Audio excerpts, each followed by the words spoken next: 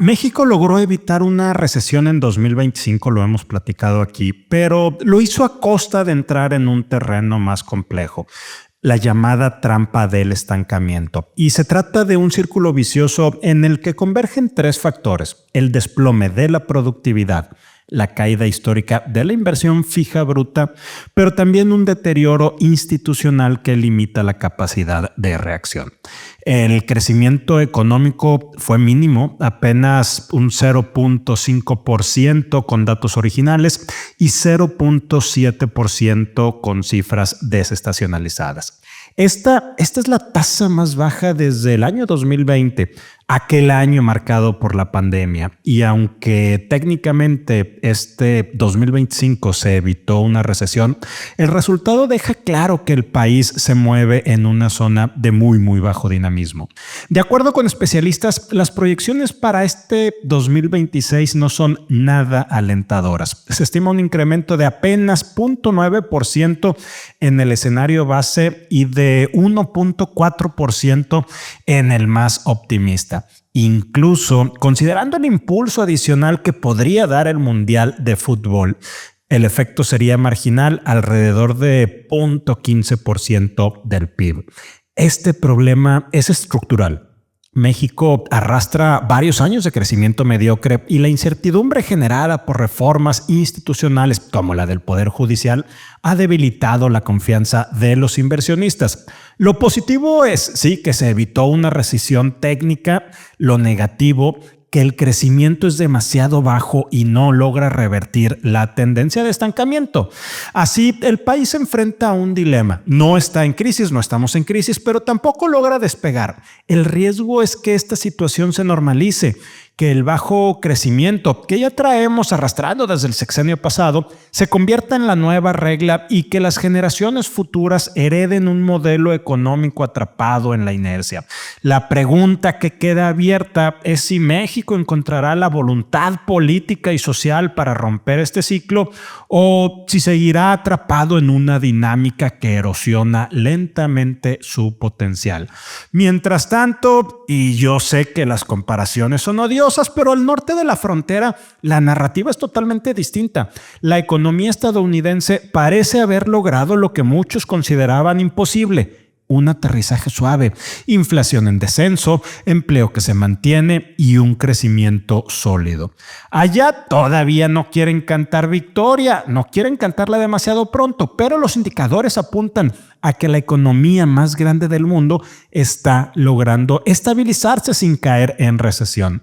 Sí, la comparación es por demás incómoda, pero en Estados Unidos el debate es si la inflación bajará hasta el 2% sin que el mercado laboral se rompa.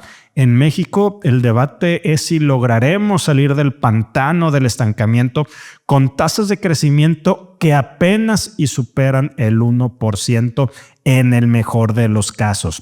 Allá se preguntan si ya es hora de quitarse el cinturón de seguridad. Aquí seguimos preguntándonos si acaso el avión siquiera despegará.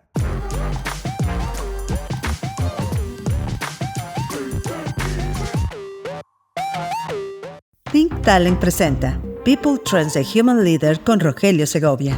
Te damos la bienvenida a este espacio en el cual analizaremos los aspectos más relevantes del mundo empresarial, del talento y las tendencias del mercado, así como el impacto que tienen en el presente y futuro de las personas. Gracias por acompañarnos. Bienvenidos a People Trends, un espacio que explora los aspectos más relevantes del talento y del trabajo. Hoy es martes 17 de febrero. Yo soy Rogelio Segovia. Gracias por estar aquí.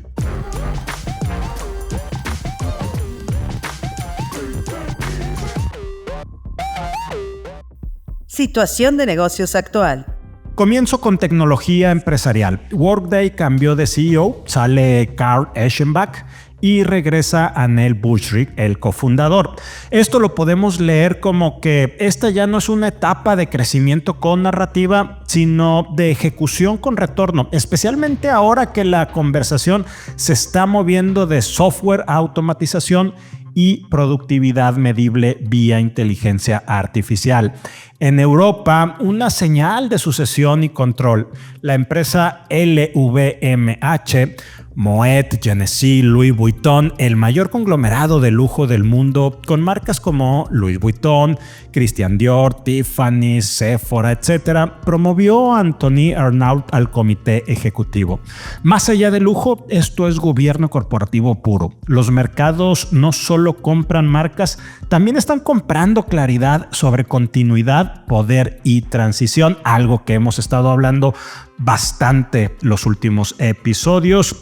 Y para seguir con este tema de las sucesiones, ahora hablemos de una que ocurrió en una de las empresas Fortune 500 que sí vale la pena subrayar por su lectura de consumo. Constellation Brands nombró a Nicholas Fink como su nuevo director general, su nuevo CEO, con cambio efectivo a partir del mes de abril. En un entorno donde la inflación se modera, pero el consumidor sigue sensible y el consumo de bebidas alcohólicas ha estado disminuyendo a nivel mundial, sobre todo en la generación Z, este tipo de transiciones suele venir con un mandato implícito: disciplina de portafolio, control de costos y mucho foco en la ejecución comercial.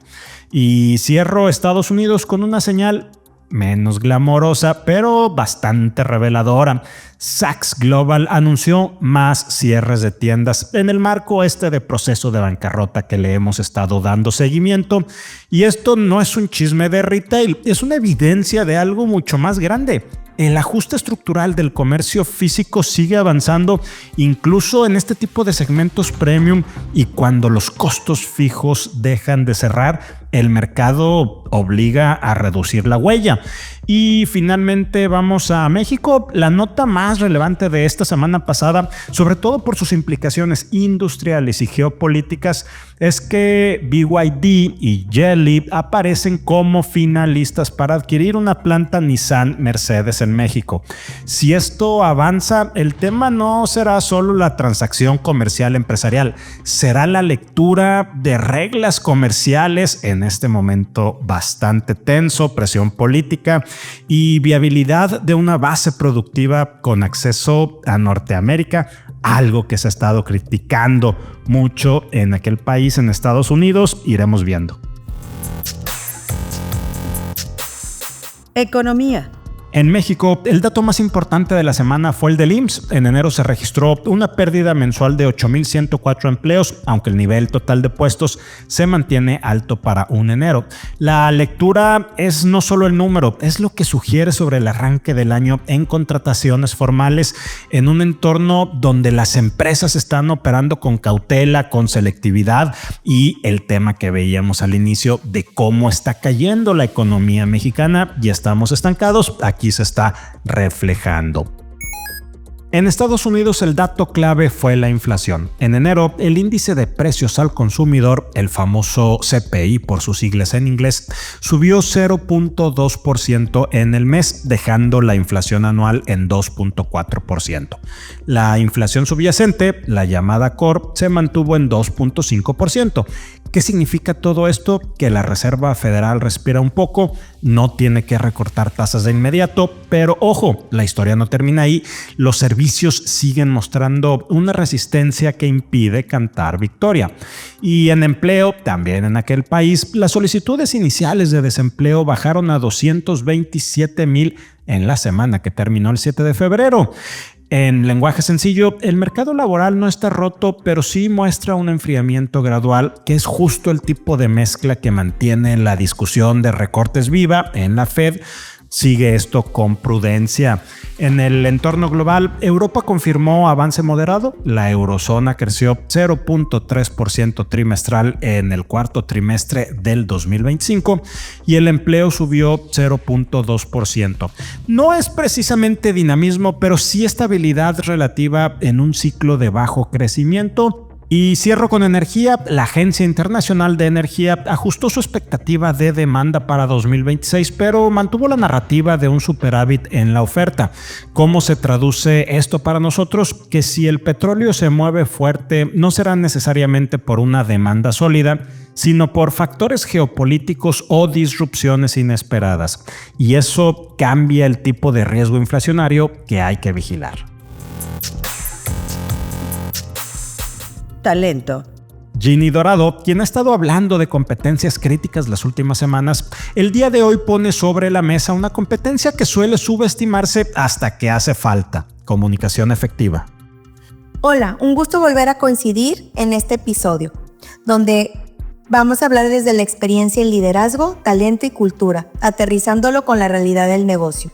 Las semanas pasadas hemos estado hablando sobre las diferentes competencias críticas que hoy diferencian a un buen profesionista de un talento clave y de alto desempeño.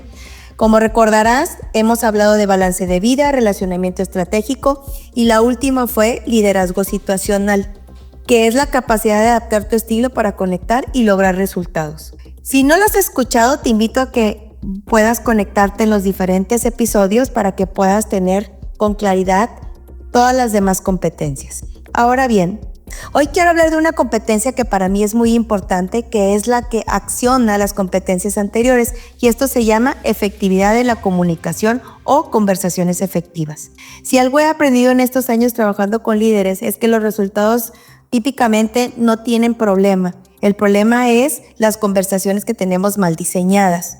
Conversar no solo es hablar. Recuerda que conversar es un baile en 2 pasos: hablar y escuchar. Y aunque conversemos todo el día en juntas, correos, chat, videollamadas, entre otros, no todos sabemos hacerlo de manera impecable. De hecho, en Think Talent comentamos que las organizaciones son redes conversacionales y la manera como conversan condiciona su desempeño, su efectividad y muchas veces su éxito o fracaso. Por eso te digo algo muy claro: la manera como conversas es parte del reflejo de tu marca personal. Y yo siempre digo, dime cómo conversas y te diré quién eres o cómo eres un líder. Para ser un líder conversacional, necesitas entender que todas las conversaciones tienen 3 dimensiones. Es decir, tiene que estar alineado el lenguaje, la emoción y el cuerpo al momento de conversar. Cuando hay coherencia entre lo que dices, cómo lo dices y cómo te presentas, generas credibilidad. Cuando no la hay, generas duda.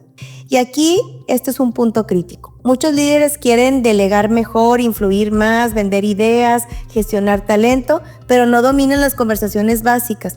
Existen diferentes conversaciones que determinan tu impacto. Conversaciones para coordinar acciones y asegurar compromisos, conversaciones para reconocer, conversaciones para retroalimentar, conversaciones para poner límites o reclamar cuando algo no se cumple, conversaciones para construir o reestructurar relaciones. Si no sabes coordinar con claridad, hay incumplimiento. Si no sabes retroalimentar, hay bajo desempeño. Si no sabes reconocer, hay desmotivación. Si no sabes reclamar con madurez, hay resentimiento. Y todo esto tiene un impacto en el negocio y en tu desempeño. Vivimos tan rápido que no diseñamos nuestras conversaciones. Entramos a juntas sin intención clara, mandamos mensajes ambiguos, suponemos entendimiento y, como dice Carl Honor, la velocidad es una manera de evitar las preguntas importantes. El talento clave no improvisa conversaciones, las diseña. Antes de hablar, piensa: ¿qué quiero lograr? ¿Qué necesita escuchar la otra persona? ¿Qué emoción quiero generar? ¿Qué compromiso necesito asegurar? Y esto es comunicación estratégica. La comunicación efectiva no es ser simpático no es nada más hablar bonito. Es lograr entendimiento, compromiso y acción. Y a partir del nivel gerencial hacia arriba, la capacidad de tener conversaciones claras, valientes y bien estructuradas define tu crecimiento profesional. Y con todo lo anterior, como ya sabes, me encanta dejarte con una pregunta para la reflexión. ¿Tus conversaciones hoy están generando claridad y compromiso o están generando ambigüedad y desgaste en tu equipo? No le tengas miedo a tener buenas conversaciones, porque al final el liderazgo, de la manera de cómo conversas, típicamente refleja quién eres. Nos vemos hasta la próxima. Cultura.